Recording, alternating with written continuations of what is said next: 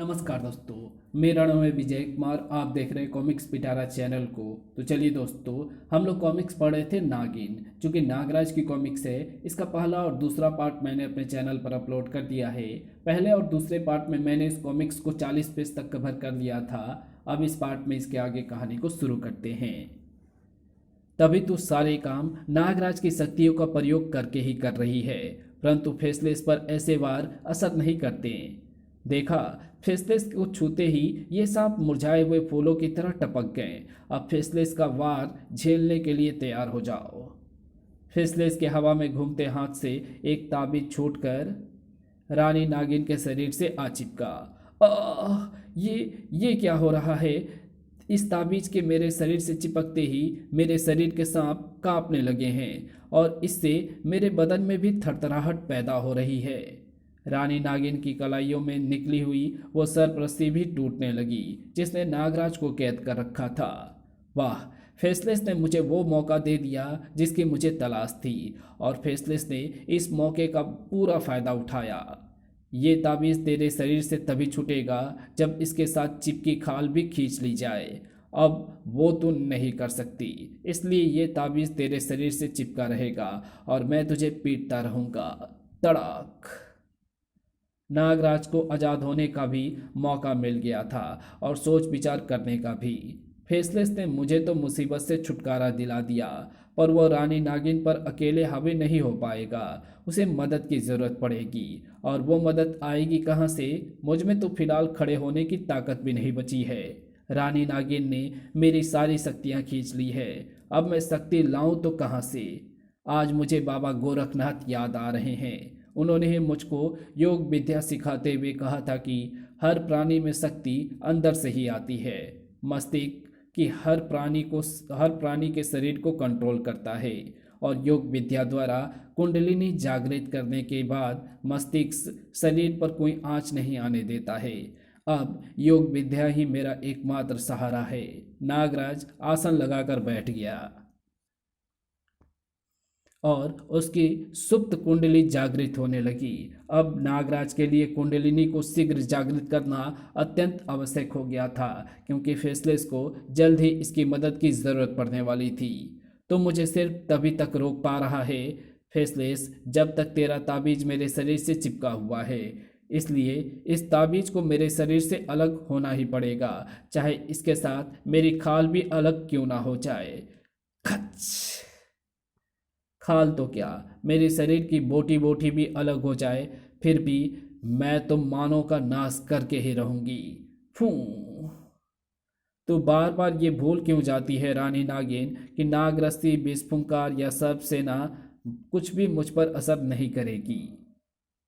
असर ऐसा है असर ऐसा है तो मुझे ये मानव रूप त्यागना होगा जिसमें नागराज की शक्तियाँ बसी हुई है, और नीरनाग रूप धारण करना होगा जिसमें नीरनागों की शक्तियों का वास है, और इस शक्ति से तुझे तेरे ताबीज नहीं बचा पाएंगे।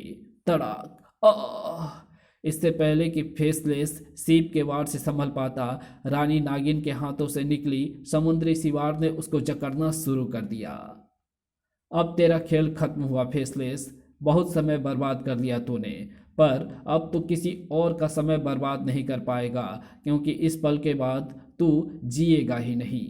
मूंगे की घातक तलवार फेसलेस का शरीर छेद देने के लिए हवा को चीरती हुई आगे बढ़ी, लेकिन फेसलेस के शरीर तक पहुंच पाने से पहले ही उसको रास्ता बदलना पड़ा। तड़ाक। नागराज, तू आज़ाद हो क्या? कोई बात नहीं, तू एक बार मेरे शिकंजे में फंस चुका है तो दोबारा भी फंसेगा। इस बार तुम सफल नहीं होगी रानी नागिन, क्योंकि इस बार मैं योग माया द्वारा अपनी कुंडलिनी जागृत करके आया हूँ। अब मेरा शरीर तुम्हारे किसी भी वार को स्वीकार नहीं करेगा। अच्छा, देखती हूँ तेरी योग शक्ति ज़्यादा शक्तिशाली है या तेरी सर्प शक्तियाँ। मैं वार करती रहूंगी और तब तक करती रहूंगी जब तक तेरी योग शक्ति हार नहीं मान लेती। आह, मुझे पूरा ध्यान लगाकर अपनी कुंडलिनी को जागृत ही रखना होगा, वरना कुंडली सुप्त होते ही मेरी शक्तियाँ मेरी ही जान ले लेगी। आह, सौडांगी, अब तुम भी मुझ पर वार कर रही हो। मैं विवश हूँ नागराज। सिर्फ शारीरिक रूप से, मानसिक रूप से नहीं। मेरी तंत्र शक्ति ने मुझे मानसिक रूप से गुलाम होने से बचाए रखा है, और तंत्र शक्ति ने मुझे ये भी बताया है कि रानी नागिन का शक्ति खींचने का यंत्र उसके गले में लटका हुआ शंख है। उसको उतार लो तो ये तुम्हारी और शक्तियां नहीं खींच पाएगी। वाह, ये तो काम की सूचना है, क्योंकि मेरे शरीर के सर्प फिर से द्विगुणित होने शुरू हो जाएंगे।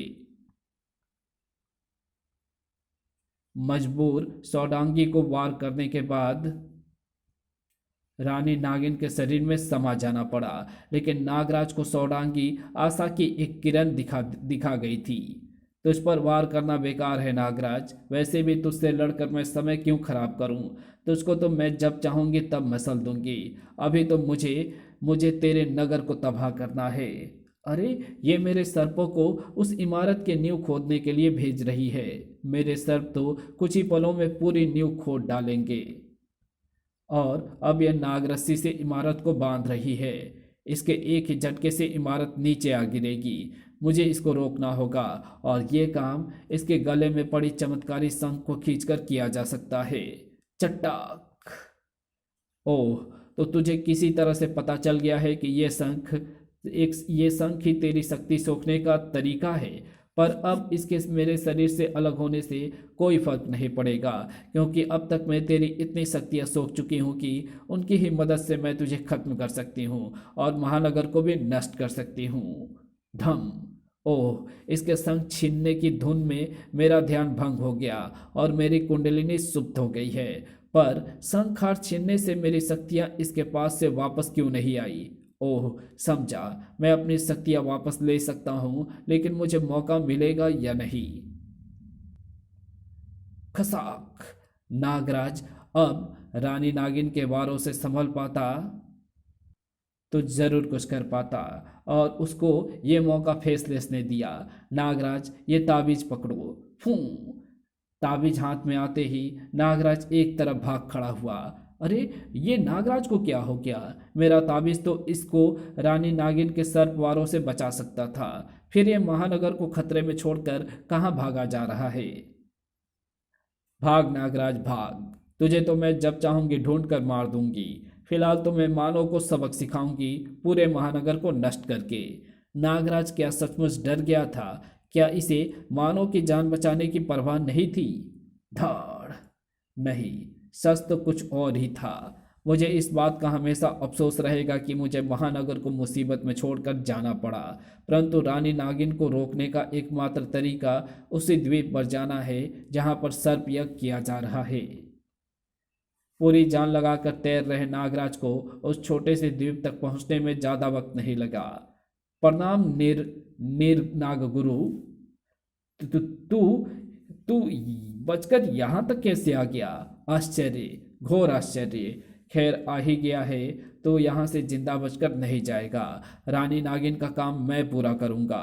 क्षमा चाहता हूं नागगुरु, पर आपके वार का असर मुझ पर इस ताबीज के कारण नहीं होगा। ये ताबीज मिलते ही मैं इसलिए यहाँ के लिए रवाना हो गया था, क्योंकि मैं जानता था कि इसकी मदद से नागगुरु को हराया जा सकता है, और मुझे जो काम करना है उसके लिए नागगुरु को रास्ते से हटाना बहुत जरूरी है। इस गुस्से के लिए एक बार फिर माफी मांगता हूं नागगुरु। धड़ाक।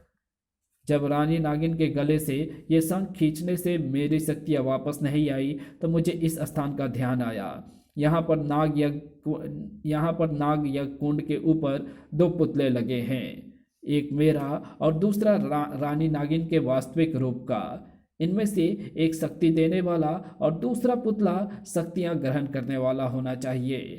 अब अगर इन दोनों पुतलों का स्थान बदल दिया जाए तो शक्ति सोखने वाली रानी नागिन के शरीर में बसी मेरी शक्तियां फिर से मेरे शरीर में आने लगेगी, और उनके आने का रास्ता ये चमत्कारी शंख बनेगा। महानगर में विनाश फैला रही रानी नागिन पर एकाएक आश्चर्य के बादल मंडराने लगे। फूं। अरे, ये क्या हो रहा है? मेरे द्वारा छोड़ी गई विष फुंकार अपना रास्ता क्यों बदल रही है? अरे, फुंकार के साथ साथ मेरे शरीर से नागराज की सर्प सेना और दूसरे विशेष नाग भी निकले जा रहे हैं। ये क्या हो रहा है? नागराज ने तो कुछ नहीं किया, वो तो भाग गया था। ओह, समझी। वो जरूर नाग यज्ञ वाले द्वीप पर गया होगा, वहीं पर उसने कुछ किया होगा। मुझे तुरंत वहां पर जाना चाहिए, वरना कहीं वो अपनी शक्तियों के साथ साथ मेरी शक्तियां भी खींच ना ले। रानी नागिन सही दिशा में सोच रही थी। नागराज की शक्तियां तो उसके शरीर में समा ही रही थी। साथ ही साथ उस द्वीप के पास पहुंच रही रानी नागिन की शक्तियां भी खींचकर नागराज के शरीर में समा रही थी। ये तो बेहोश हो गई। शायद इसकी शक्तियों का खींचना इससे सहन नहीं हुआ। हम ये लड़ाई जीत गए नागराज। निर्नाग हमारे सामने टिक नहीं पाए। नहीं सौडांगी, ये लड़ाई अभी खत्म नहीं हुई है। रानी नागिन और नागगुरु होश में आते ही मुझे रोकने का फिर कोई रास्ता तलाश कर लेंगे। अब किस्मत से रानी नागिन की ही शक्तियाँ मेरे शरीर में आ गई है, तो मुझे उसका फ़ायदा उठाकर ऐसा उपाय सोचना होगा कि जिससे ये लड़ाई सचमुच समाप्त हो जाए। और ये कम सिर्फ एक ही तरीके से किया जा सकता है। कौन सा तरीका नागराज? इधर नागराज सौदांगी को अपनी योजना समझा रहा था और उधर नीरनागों का सेनापति महामंत्री से अपनी योजना की नाकामी की खबर पा रहा था। गजब हो गया सेनापति, अभी अभी खबर मिली है कि राजवैद्य ने महाब्याल को बचा लिया है और अब वो बेहोश तो है मगर खतरे से बाहर है। अब हमारी जान तो गई, समझो। समझो कैसे? अभी जान गई तो नहीं है ना बच्चे, लेकिन महाब्याल बच गया तो जान जरूर जाएगी। अभी महाब्याल भी बेहोश है और रानी नागिन भी यहाँ नहीं है। अगर ये मौका हम चूक गए तो जिंदगी चूक जाएगी, तो फिर हम ये मौका नहीं चुकेंगे। और राजवैद्य की बाम्बी में राजवैद्य, बोलने की कोशिश मत कीजिए महाब्याल। महादेव की असीम कृपा है कि आप होश में आ गए, लेकिन तू होश खोने वाला है राजवैद्य। तूने महाब्याल को बचाने का कसूर जो किया है। महामंत्री, अक हमने तुम पर एक ही वार करके भागने की एक बड़ी बेवकूफ़ी की थी महाब्याल, लेकिन इस बार हम तब तक रुके रहेंगे जब तक तेरी जान रुकी रहेगी। मौत के द्वार से लौटे महाब्याल में इतनी भी शक्ति नहीं बची थी कि वो अपनी तरफ बढ़ती तलवार से हट पाता, लेकिन अब उसे हटने की जरूरत नहीं पड़ी। तलवार सीने में धंसने से पहले ही हवा में थम गई, क्योंकि महाब्याल के लिए जिंदगी का फरिश्ता बनकर आ गया था नागराज। हाँ, नागराज। और मुझे ये देखकर हैरत हो रही है कि सत्ता के लोभी दरिंदे सिर्फ धरती पर ही नहीं, पानी के नीचे भी बसते हैं। अच्छा, पर तू तो मानव नाग है, फिर तू पानी में सांस कैसे ले पा रहा है? और हम नीरनागों की तरह बोल भी रहा है। तुम लोग मेरे बारे में सोचना छोड़कर अपने बारे में सोचो, क्योंकि मैं तुम लोगों का बहुत बुरा हाल करने वाला हूँ। आह! महाब्याल के हाथों बच गया तो अपने आप को 30 मार खा समझने लगा। नागराज, वो तो शुक्र है कि नीरनाग महाब्याल तुझसे पानी के अंदर नहीं लड़ रहा था, नहीं तो तेरा वही हाल होता जो अब मैं तेरा करने जा रहा हूँ। पानी में उठे जल चक्रों ने नागराज को दूर फेंक दिया। शाबाश महामंत्री, अब सबसे पहले इसकी बलि समुद्र देव को चढ़ेगी और उसके बाद महाब्याल की। इधर नागराज दो पाटों के बीच में पीस रहा था और सतह के ऊपर एक तीसरा पाट उसके सिर पर गिरने वाला था।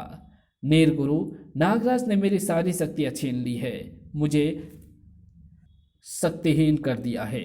अब तो मैं जल के अंदर भी नहीं जा सकती। उसने मेरी पानी में सांस ले सकने की शक्ति को भी छीन लिया है, और फिर वो कहाँ चला गया ये तो मुझे पता ही नहीं है।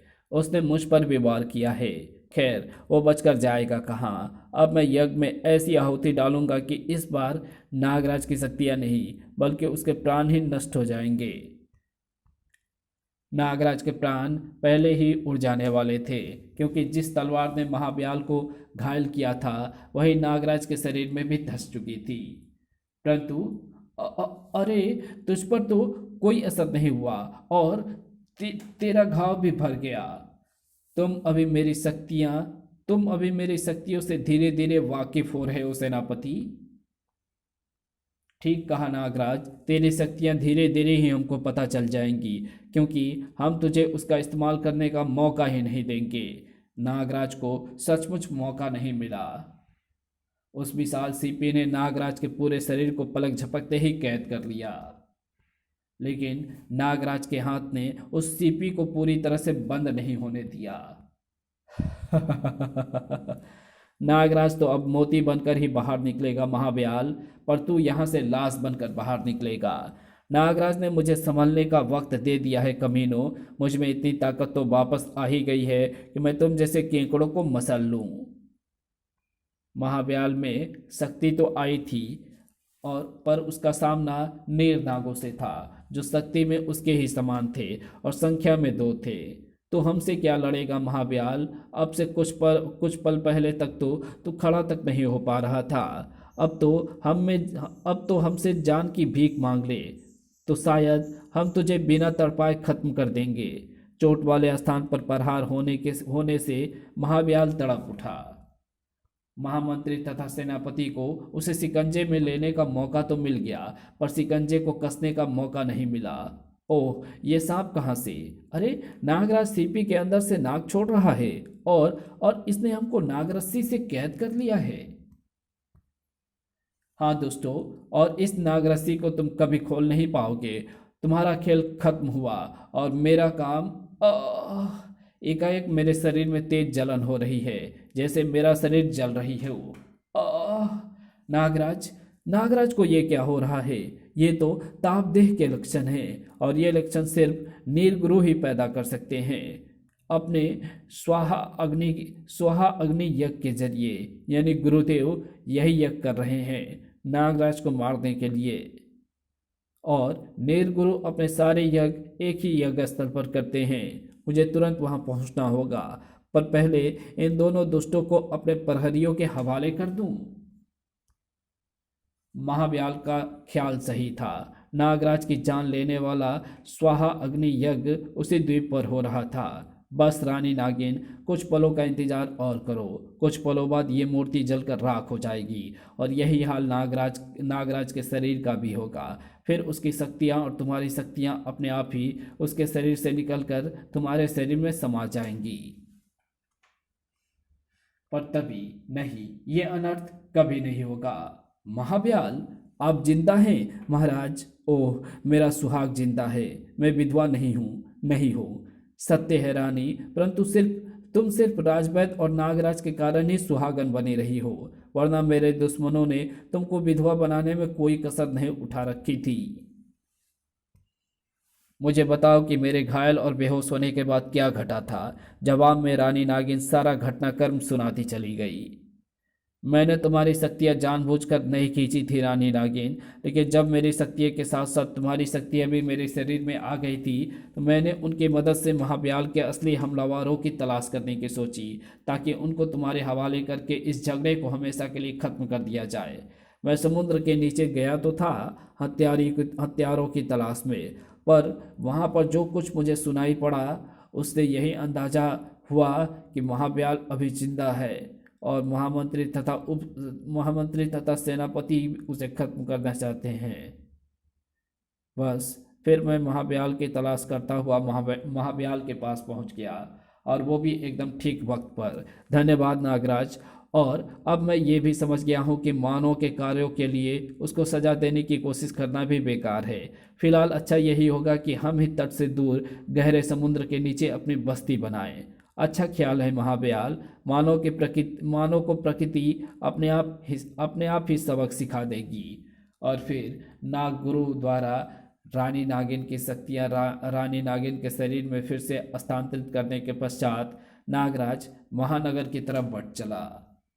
और इसी के साथ ये कहानी यहीं समाप्त होती है। तो आपको ये वीडियो कैसी लगी? अगर आपको ये वीडियो अच्छी लगी हो तो इस वीडियो को लाइक शेयर कमेंट ज़रूर कर देना। चैनल पर नए हो तो चैनल को सब्सक्राइब कर ऑल नोटिफिकेशन को सिलेक्ट ज़रूर कर लेना। तो मिलते हैं आपसे किसी और नए वीडियो में, तब तक के लिए बाय।